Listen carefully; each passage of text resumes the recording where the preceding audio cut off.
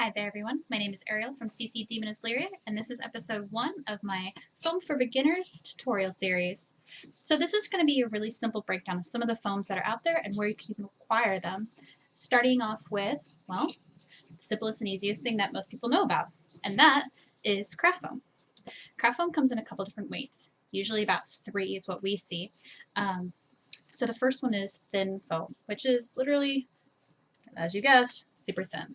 This comes in a couple different dimensions. It comes in an 8.5 by 11, an 11 by 14, or it can also come in a giant tub roll that's usually, I don't know, I would say probably 3 feet tall to however many feet wide. You can get a couple different pieces out of it for sure. It's definitely worth the while if you're going to be working with a lot of thin foam. They can be found at Michael's for the big rolls. For the small pieces, you can usually find those at Michael's, Joann's, Walmart. I think I've seen them at the dollar store. But that is where you would find something like this. This is really good for detail pieces, which I have some examples.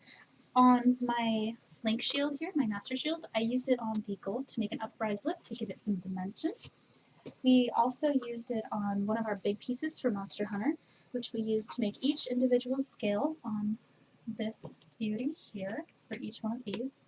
Again, to give something a shape and a dimension, not so much for overall armor. It's really thin. I had made a cosplay with it before, and because it's in an area where there was high stress, which would be somewhere like the elbows, the wrists, the knees, mine were on the top of my feet, right where it is above the heel, it can cause the foam to rip, tear, or altogether just not hold its shape.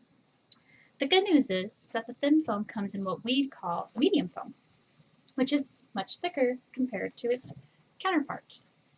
This is my preferred foam to use for anything armor related, just because I'm smaller and I'm a girl. This is really nice for getting a base armor shape. Again, I really like using it because EVA foam, which is the second or the third foam I will be talking about, is much thicker, and along my body it just looks really weird. It doesn't contour as nicely along the body when you start using a heat gun. This only comes in an 8.5 by 11, at least from what I've seen, and this comes from Michael's. I have not seen it at a Joann's, and I have not seen it at Walmart or anywhere else. So I would plan accordingly if you're going to use these, and making sure that you buy enough to fulfill the pieces that you're looking to work with. The next foam, and probably one of the most common foams that people know of when they think of cosplay, is EVA foam, or floor mat foam. This stuff is the base for most of our male armor. It's the base for the giant torso that I'd shown you. In fact, you can tell from the inside.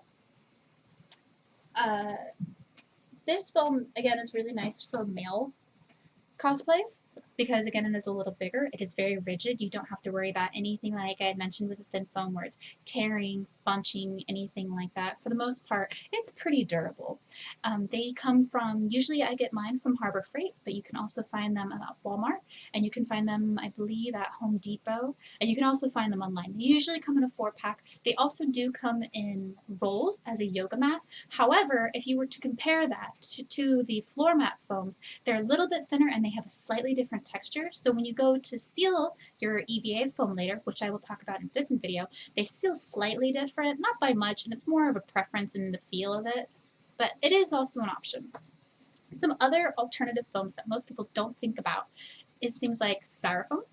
For example, this Styrofoam ball I would use for a base. My base I used on it was a good example for my Annie Fireball. There is a foam ball in here. I would never use this necessarily on the outside or as a main prop for a cosplay, but again, it's a really good base shape for something that would later get covered. Some other examples would be my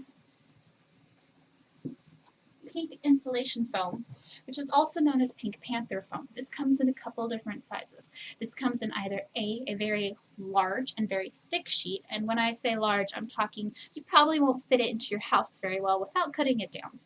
And then they also come in a smaller sheet, which is a much thinner, I would say probably about 1 inch thick, versus the other one that's probably about 2 to 2.5 inches thick. And that one usually comes in a square sheet that's probably yay big.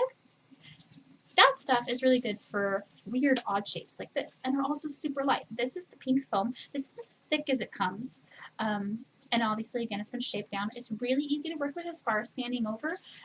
For my Monster Hunter, which I should add a link to my cosplay down below, we made our 6-foot tall swords out of these, and they are super lightweight. I cannot express how amazing it is to have a giant prop made out of this. It does not fatigue you at all when it cons.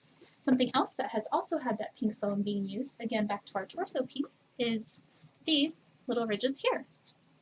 So multiple uses. The next foam that I will talk about would be soundproof foam or egg crate foam. This guy here. Again, I would never use this on the outside of anything. However, this is really good for fitting. We used it on the inside of our Mandalorian buckets, and we also used it on the inside of our gauntlets. So again, this is good for if you have anything that's going to be spaced sort of away from your body, but you still want a little bit of cushion. Maybe something you're doing a centerpiece, like a chest plate or something like that, and you don't want that directly against your skin. I would use something like this, something soft and squishy that you could put against your skin. For our Mandalorian kits, I trimmed the top of these down so they're not like this strict little round dome shape. It's a little flatter, so that way it sits closer to the body. And last but not least is expanding foam. Another popular one in the cosplay world. I personally don't use this for anything. I've had a couple of instances where I've used this and it just doesn't work out. However, that doesn't mean you can't do some cool stuff with it. This stuff comes from Home Depot, and I believe Lowe's and Walmart, not so much Michael's or anything like that.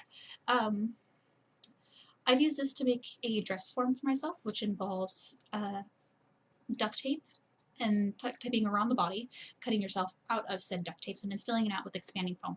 Though be careful, it can alter and be different shapes. The reason I don't personally like this is because you can get a lot of holes and stuff like that, and pits, and it just is really uneven. However, again, it's not to say you can't build something with the expanding foam and then cover it and have a good overall shape and base. So that is all the foams that I will be covering for today, and that I will be talking about throughout the next couple videos, and we will see you in episode 2.